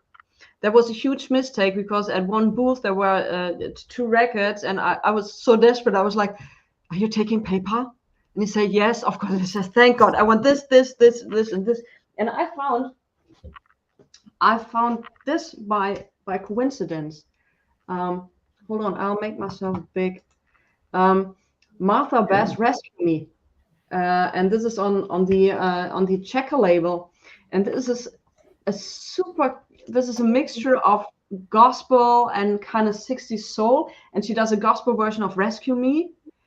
Fantastic record. I wouldn't have even thought about looking at this on Discogs, but if I want a record bad, there's Discogs, or I hope one day we have some better alternatives to Discogs, really. But I understand that some people don't necessarily have access to record shops or record fairs or places where they can go out and look and browse and buy records. And obviously, what you described there, Nadine, is that you can go to record fairs and the shops around. You at least have the access to records if you want to go and look. Obviously, yourself in London, Lawrence, there's plenty of record shops, aren't there? But it's if you don't have the luxury of going out, I certainly have shops around here, but if you don't have the luxury of being able to go to shop, Discogs and eBay are fantastic. But I do think that part of the fun of it is actually trying to hunt down a record and find a record, rather than just getting online and clicking it and there you go. Whatever. Yeah, it's like a rush. It's like an addiction when you have that finally in front of you, and it's like I totally get that. The worst thing I have is when I discover a tune, I hear about a tune, and then I've got this kind of, it's like the urge for a cigarette. It's like I've got to have it now because this tune's so good, and that's when you get into all sorts of you've had a few drinks of an evening, and you suddenly find yourself getting a bit carried away on the internet. But yeah, it's funny. In London, there's lots of record shops. Sadly, they're all concentrated. A lot of the good ones are concentrated in East London, which is fine, but it's not the easiest place for me to get to all the time. And quite often, it can be distracting, and it's difficult, and you can get carried away. And if you go to record shops a lot, then you start knowing things, and it's sometimes I don't have anything, and I feel like I'm missing out. I don't know. It's hard to explain, but where is that, Lawrence? Which store is that? Well, just anywhere is. Northern. If you go to East London, there's loads of places, and lots of new places opening up all the time, which are quite good. But quite often you can go there and there's nothing, and that's really frustrating. or a lot of places where the condition's not great, or places where you go there and it's closed and you have to go a long way to get there. That's always really frustrating. Allen's that's North London. He's great. It's one of the best record shops in London, but I've been there. It's good. It's a long way to go. Sometimes he has nothing, but sometimes he just has amazing stuff. Yeah, and it's fairly pricey now, isn't it? And he's one of the best places for prices in London. Yeah, but sometimes you go up there and he's closed, which is really annoying because it's a long way to go to get there. But there's other few places I've discovered as well. But it's just because I'm South London, there's not that many good places in South London. There used to be a lot, and there's not so many now, which is a bit frustrating. But the secret, whatever it is, when you're going to shops, I find, is to pay cash. Take out a certain amount of cash, pay cash, because quite often you get better prices, and you won't get carried away, in theory. It's very easy to get carried away. Lawrence, what was the name of the record shop? Allen's. Allen's. It's in Finchley in North London. It's a very good way. It's days when I go there and there's not much going, and days where I don't quite know what to do with myself because I have to make hard choices. So that's good. And what he has is just usual decent stuff, because there's other shops in London like Yo-Yo's where they have like amazing stuff that you don't see anywhere, but it's very expensive. And then there's good solid stuff like Flashbacks, always have decent stuff, and consistency. Even in the West End, Reckless Records, if you get there on a good day, is probably out of all my years of buying records is where I've had most success. So yeah, it's an interesting place, and if you don't live in London and you come to visit, there's lots of interesting places to discover, but sadly it is a bit expensive, I would say. If you come over next time you come over to London, Nadine, go to Yo-Yo Records, because as Lawrence said, it is expensive. It's top drawer, but the records in there, you know, you're paying for scarcity. You're paying for records that you're not going to see anywhere else, and the condition is spot on. It's graded, you know, as you would expect, but you are paying top dollar, I suppose. But it's definitely, if you want to come over and see good records in London, Yo-Yo is definitely a place to go. Last time I went there, they just had a wall of obscure gospel records. I mean, you'd love it. A whole wall of just obscure gospel. Yo-Yo Records. Yo-Yo Records. They have a website and they do sell some things online, but my only frustration with them is normal sort of mid-price records. They're always slightly overpriced. Yeah. I think, which is a bit of a shame, but they do have amazing for the rarities and stuff. So yeah. Yeah, so I need to go back to London. When I was in London, I was shocked how expensive everything was. I thought, how can people live in London? You have to pay rent, you have to buy groceries. How do you do that? You know, that's... Well, you forgo the groceries and just buy records, don't you, Lawrence? Yeah, I think most of my money... No, well, I would like to. No, it doesn't all go on records, but you know, I like to spend a bit every month on records. And the fun thing is, and it doesn't happen all that often, but when you get a deal and you find something and you know that was a good price, it makes it feel even better, I would say. Do you ever go to Greenwich, Lawrence? I work in Greenwich, yeah. Oh, do you? Oh, yeah. Right. So yeah, I'm always going into the tape exchange there, right? Which goes up and down in fits and starts. When it's got good stuff, it's got good stuff. But and you've got the market there as well. There's a guy in the market. Yeah, he's there sometimes on occasion. I haven't seen him for a while though. But yeah, he has some decent stuff, I think, and well priced as well. Yeah, no, I got a nice one. I should have showed it today actually for the group's first choice, first class. First class. First choice. First class as well. Is that the one where it's sitting in the car with the blue in the car? Yeah, with the sky in the background. Yeah, so I got that for £5, and that was that's a great album. Yeah, that's pretty good. Yeah. So I think it's my turn. It's the last turn of the evening, everybody. So hold on, I'll make myself big. So I've just talked about the independents. And I talked about that they split up in 1974 because Maurice decided to go into gospel music. In 1976, he decided to go back into the music business. And together with Eric Thomas, who was also a member of the Independents. This is this unbelievable, sweet-looking guy up there. He founded the group Silk. The debut album is not easy to get, but the second album, Smooth as Silk, is tremendously cheap. And it's an absolutely fantastic record from the beginning to the end. And it's been produced, hold on, it's been produced by no other than, first of all, it includes the Memphis Symphony, which is always a good sign. And it's produced by David Porter, Stax David Porter. So you are really in for a great treat. And like I said, it's from the beginning to the end, a fantastic record. And it's like, it has the original price sticker, which was bought on July in 2022 of $5.99. So Silk, Smooth as Silk, super cheap to get, and a tremendously great record.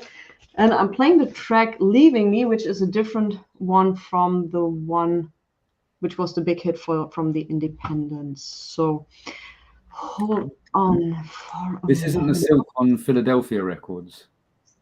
No, it's not. No, this is on Prelude. No, that's another Silk I'm thinking of then. Yeah. It's another Silk. No, it doesn't look familiar, the covers. The first one is super I got it tremendously cheap. I think I paid 20 or 30 euros for it. It's now over 100. I don't know why. But yeah. So let's have a listen to Leaving Me from the second album.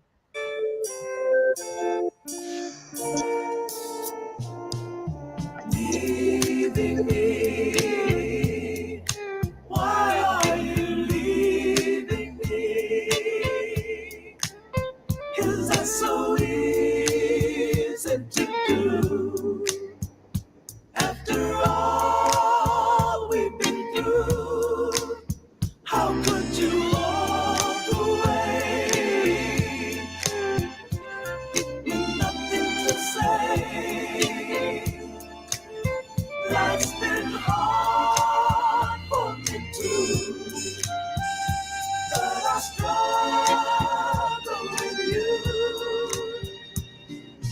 I never thought the day would come that you would walk away from me this way.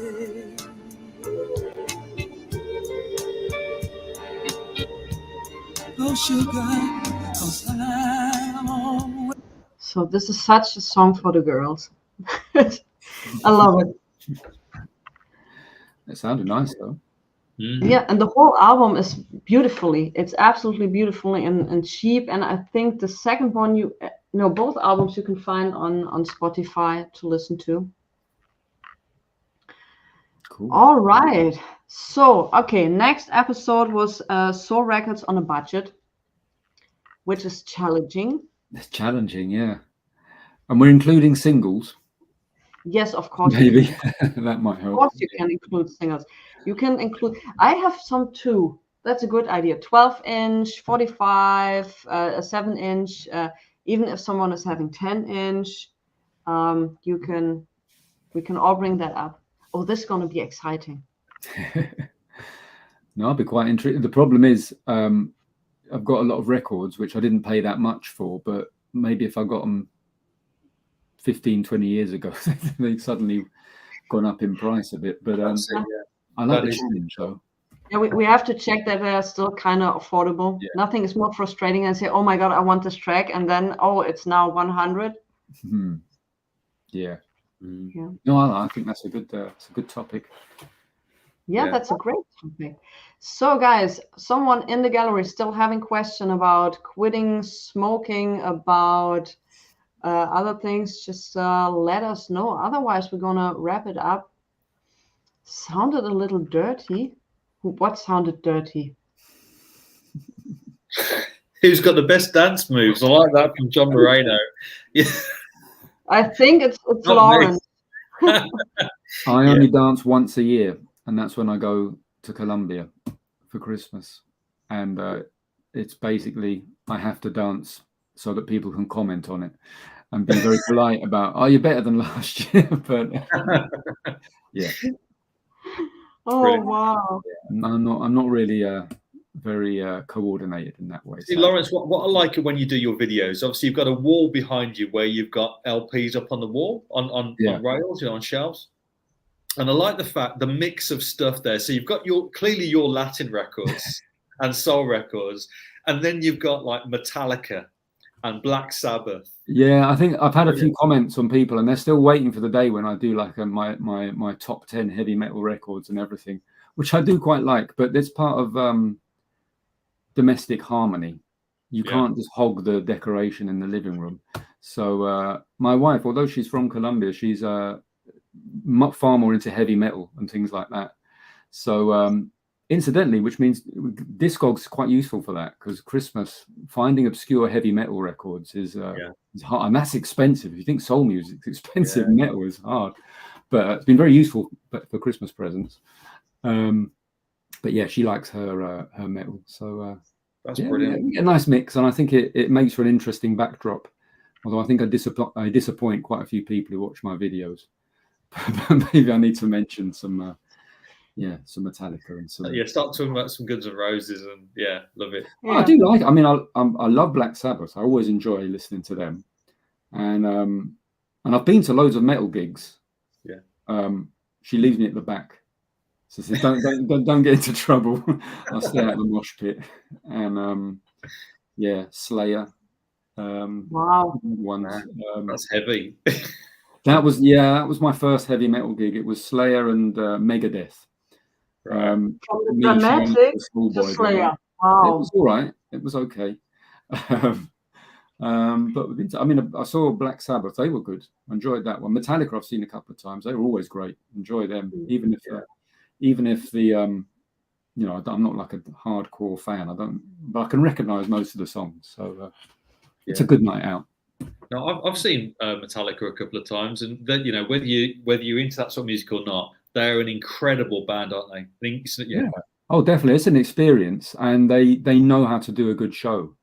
And I've been to lots of concerts with other people where I haven't necessarily liked the music, but you can tell if somebody's giving a good show and giving it their all, and the people are really into it. So, what does your wife think about the music you listen to? She's very tolerant. No, she quite likes it. Certain records she just won't have at all. For some reason, Come Into My Garden by Minnie Riperton, which is an amazing album. She's having none of that one. She won't have any of that. So it always tells me to take that one off. But so my wife's favourite song is Les Fleurs. Oh, all right. Well, that's nice. Yeah, whenever I put that on, she says, "Oh, not this again. Change it." Change it. Yeah. Put Metallica on. No, but she quite likes a lot of the other stuff, and she's got some pretty cool records as well. So yeah, and obviously Latin music occasionally. If she's in the mood, she says, "Put on some Grupo Nietzsche. I'm feeling sad today," and that's great. So yeah. She's saying, "I'm feeling sad today because of you." Not always. Occasionally. Oh, you need to buy me a new Metallica record, and I might be feeling a little better. I'll try it. Well, no, because that's another thing. She's banned me from taking her to record fairs.